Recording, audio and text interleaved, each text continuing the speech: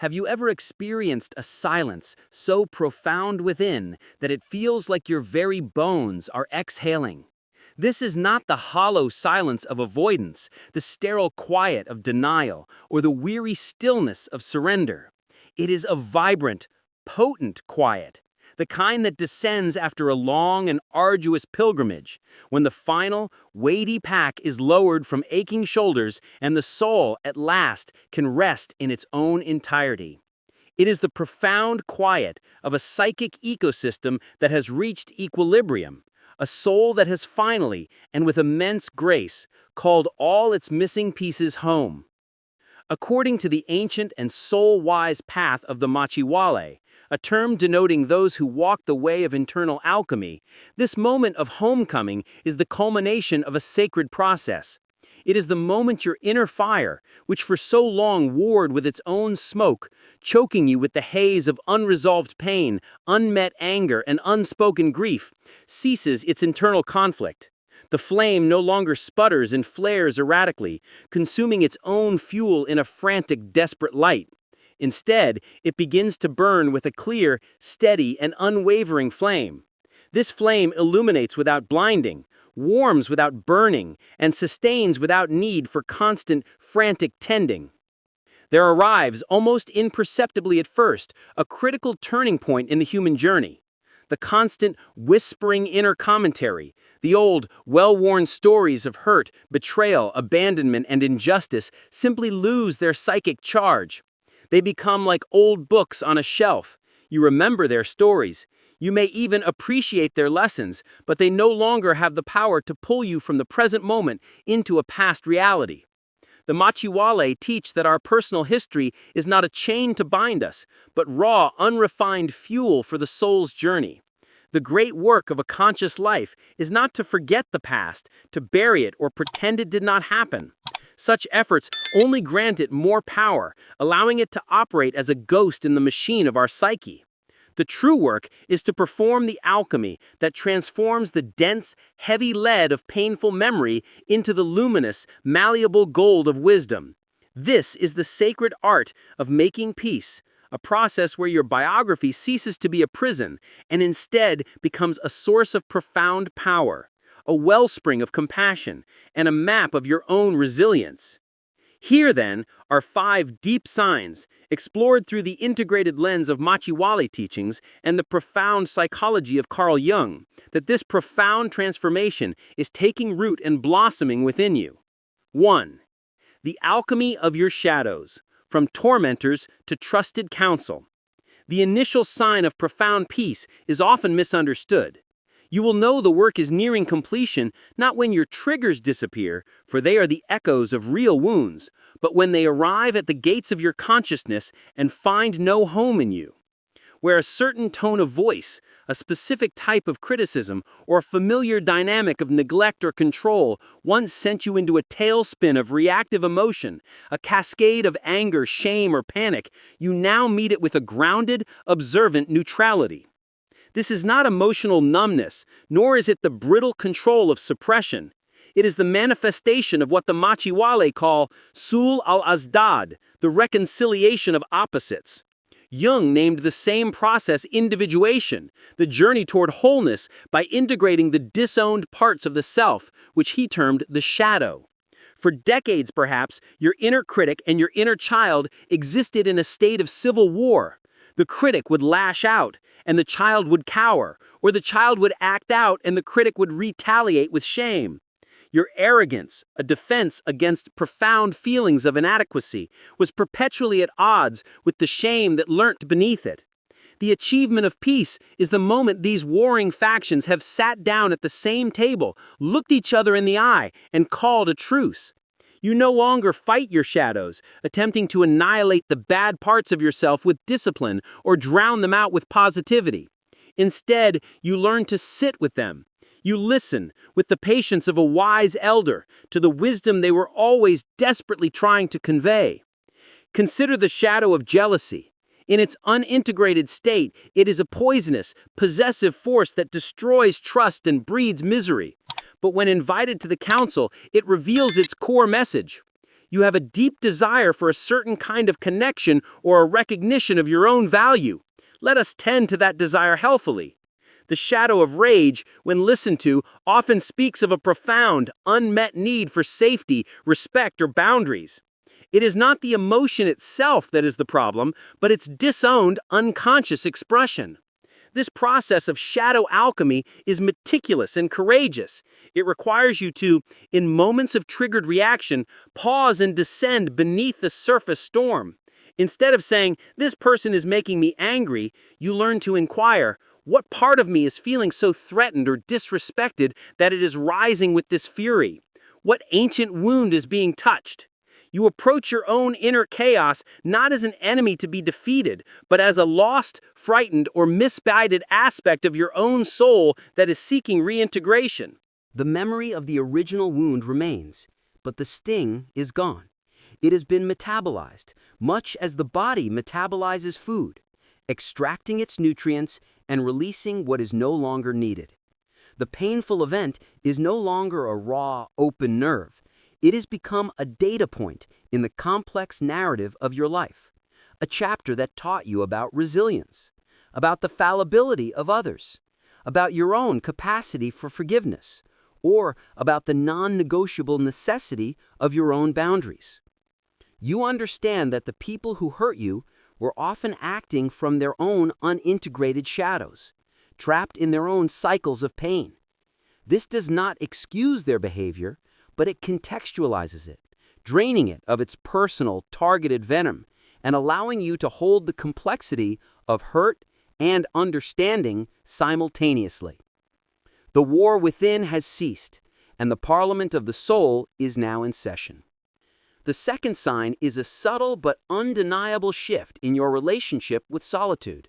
You begin to crave time alone, not as an escape from the demands or disappointments of others, but as a joyful homecoming to yourself. This is the natural magnetic draw of the seeker whose inner world has become richer, more fascinating, and more nourishing than any external distraction or validation. In Machiavelli terminology, this signifies that your nafs, the ego self, the personality structure that is forged in relationship to the world, is no longer starving. For much of our lives, the nafs is like a perpetually hungry ghost, begging at the table of others' attention, approval, and affection. Our social engagements, our posturing, our achievements, and even our anxieties are often just different strategies to get this hungry self fed. We fear solitude because in that quiet, the hunger of the nafs becomes deafening, and we are forced to confront its emptiness. When you have made peace with the past, you have, in effect, fed the nafs with the one thing it truly craves, your own unconditional self-acceptance. You have validated your own experiences. You have acknowledged your own pain. You have celebrated your own strengths. The nafs, now satiated, ceases its desperate begging. It relaxes, and in that relaxation, solitude transforms from a state of lack, "I am alone," to a state of profound abundance, "I am with myself." This solitude is not barren or lonely. It is deeply fertile and creatively charged. It is the soil in which the seeds of your authentic self can germinate. You might find yourself drawn to simple devotional activities, not as a form of therapy, but as a form of communion. Cooking a meal becomes a sensual ritual, a way to honor the body and the earth's abundance. Writing in a journal becomes a dialogue with the depths of your own being. Gardening becomes a silent partnership with life itself. Walking in nature becomes a moving meditation, a way of listening to the wisdom of the world beyond human language. This is the essence of building your inner sanctuary. It is a psychic space you have constructed brick by psychic brick through your inner work, a place that is inviolable, a refuge that cannot be touched by external circumstances. In this sanctuary, you are not merely thinking, you are being. You are in relationship with the totality of who you are. And from this place of centered wholeness, you can engage with the world from a position of choice, not need. You no longer enter relationships because you are desperate to be filled, but because you are overflowing and wish to share your abundance. This sacred pull to solitude is the soul's way of returning to its source, to drink deeply, ensuring that its engagement with the world is an expression of its fullness, not a cry from its emptiness. The third sign can, from the outside, appear harsh or bewildering, both to yourself and to others. Yet the Machiwale see it not as a personal failure or a betrayal, but as a fundamental impersonal law of energetic physics. When your inner vibration changes, you become fundamentally incompatible with relationships and situations that were built on and sustained by your old frequencies. For years, even decades, our relational world is often constructed from the architecture of our wounds. We are drawn to people who mirror our unresolved family dynamics, allowing us to unconsciously reenact the same old plays, hoping for a different ending. We form bonds based on shared suffering, a trauma kinship, where the primary glue is the mutual complaint, the shared villain, the familiar drama. There is a certain comfort in this shared language of pain. It creates a powerful, if ultimately limiting, sense of belonging. The great uncoupling begins when you have done the inner work. You have sat with your shadows. You have built your inner sanctuary. Your vibration is no longer one of seeking, lack, or unresolved pain, but one of increasing wholeness, peace, and self-containment. As this shift solidifies, the connections that were only held together by that old, low-frequency energy will begin to fade. It is not a conscious, dramatic breakup fueled by anger or blame. It is a quiet, organic, energetic uncoupling. Conversations with a once close friend may begin to feel strained, hollow, or strangely exhausting. You realize you have nothing left to talk about because the currency of your exchange, gossip, complaint, shared anxiety, has been devalued in your inner economy.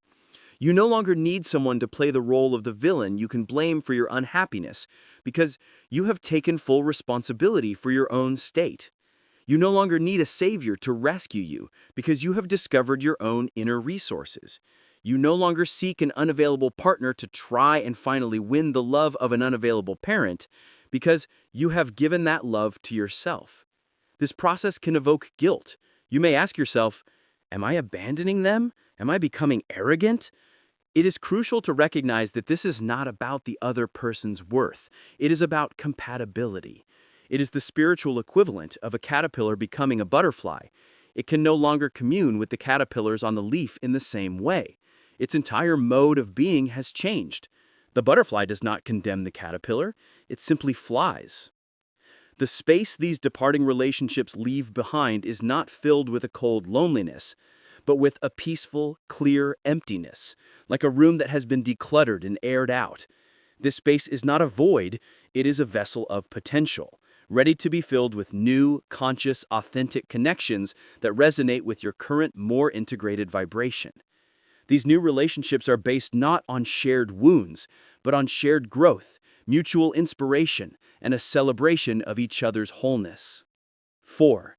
Creativity as a divine channel, the art of sacred expression.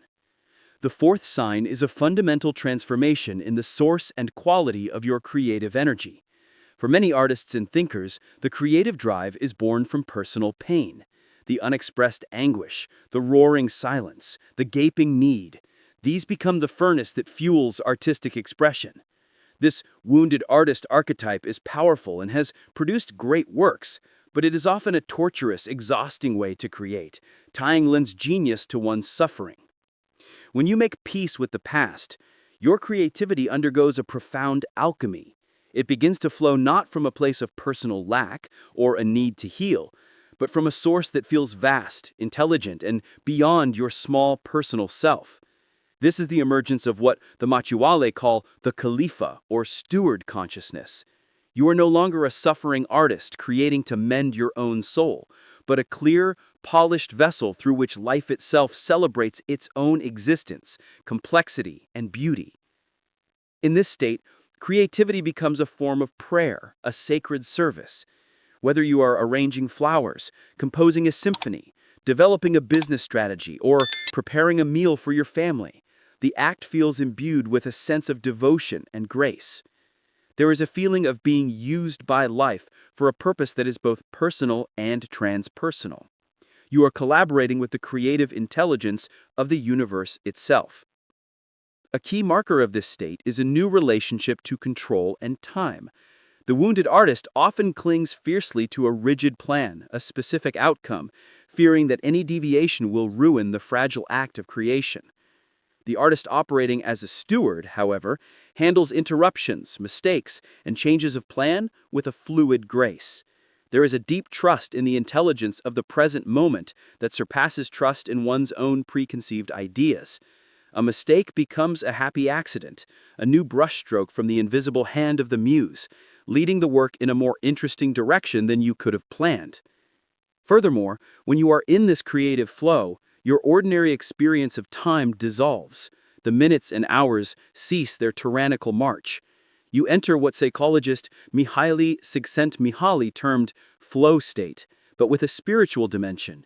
You are participating in something timeless. You are tapping into the Nunc stans, the eternal now, where the soul is most at home. Your creative expression is no longer about building a monument to your ego, but about joining the cosmic dance, adding your unique, authentic note to the great song of being. You create because it is the nature of the life that flows through you to create, and in that act, you feel most fully, joyfully alive. 5. The embrace of the eternal, making peace with all of life's cycles. The fifth and most profound sign of a soul at peace with its past is a radical, foundational shift in your relationship with endings themselves, including the ultimate ending of your physical existence, death. This is not a morbid fascination or a resigned fatalism. It is the final, liberating release from the fundamental anxiety that underpins all others, the fear of dissolution. The Machawale teach a sublime secret. To make peace with your past is to simultaneously make peace with your future. Why? Because the resistance is the same. The part of you that fights the ghosts of what was is the exact same part that fears the mystery of what will be. It is the ego, the nafs, which is terrified of its own annihilation. It believes it is the entire show, and so the ending of the show feels like a cosmic tragedy. When you have performed the alchemy of your past, you have, in effect, proven to yourself that you are more than your story. You are the consciousness that witnessed the story. You are the awareness that held the pain, integrated the shadow, and forged the sanctuary. This awareness, this essential self, is not bound by time. It is the silent, eternal witness that was present at your first memory and will be present at your last breath. Therefore, when you stop fighting the fact that your past happened as it did, you inherently stop fearing a future you cannot control. You begin to see your life not as a solitary, fragile thread, but as a conscious, luminous link in an immense ancestral chain. You understand that in healing your own wounds, you are not just healing yourself, you are healing a lineage. You are breaking a chain of trauma, of dysfunctional patterns that may have stretched back for generations. And in doing so, you are clearing the path for those who will come after you, gifting them a lighter inheritance. This realization births a deep ontological gratitude. This is not gratitude for something, for your health, your possessions, or your relationships, though those are included. This is gratitude from something. It is a gratitude that emanates from the very core of your being, for the sheer, staggering miracle that you are. That there is something rather than nothing, and that you are a unique, irreplaceable expression of that something. This is the ultimate freedom. It is not freedom from your story, a sterile life devoid of depth or contrast.